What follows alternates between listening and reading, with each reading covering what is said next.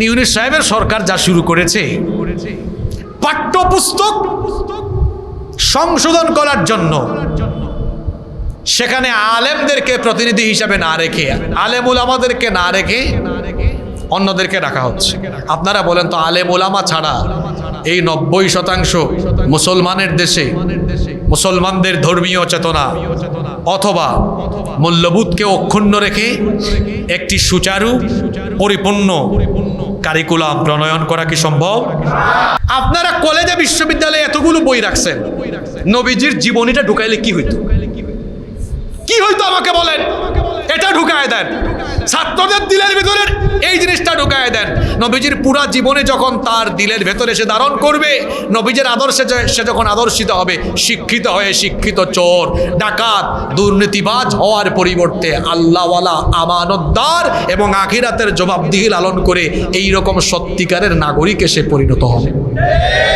ইউনূস সাহেবের সরকার আর ছাত্রদেরকে বলবো, যারা সংস্কার চান প্রথমে মানুষ সংস্কার করেন, আর ট্রেনিং ওয়ার্কশপ কর্মশালা করে মানুষ সংস্কার করতে পারবেন না। শিক্ষা ব্যবস্থায় কোরআন ঢুকান আর দেশের আলেম উলামাদেরকে রাষ্ট্রীয়ভাবে সুযোগ করে দেন। ইউনূস সাহেবের সরকারকে বলবো, আপনার কোনো ভিত্তি নাই। আওয়ামী লীগের তো ওই সময়ে ইউনিট, থানা কমিটি, জেলা কমিটি, মহানগর কমিটি ছিল।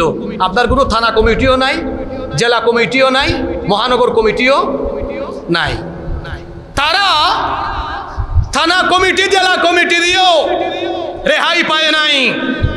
আপনার উপদেষ্টাগণ যা শুরু করেছেন, যদি পাঠ্যপুস্তক সংশোধনীতে আলেম উলামাদের প্রতিনিধি রাখা না হয়, আপনার এই দুর্বল গাছ, এটা মুসলমানরা এক ধাক্কা মারলে কোথায় গিয়ে পড়বে আপনার উপদেষ্টারা কুল কিনারাও পাবে না।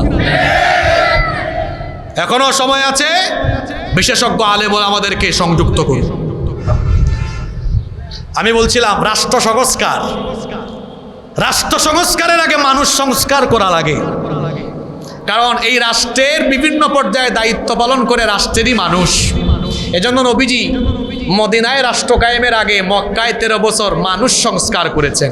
কুরআন দিয়ে ওহির দীক্ষায় দীক্ষিত করার কারণে এই মানুষগুলো এমনভাবে সংস্কার হলো, যারা ছিল সেরা চোর এবং ডাকাত, ওহির সংস্পর্শে এসে তারা হয়ে গেল মানুষের সম্পদের পাহারাদার। যারা ছিল নারীর ইজ্জত লুণ্ঠনকারী, তারা হয়ে গেল নারীর ইজ্জতের হেফাজতকারী।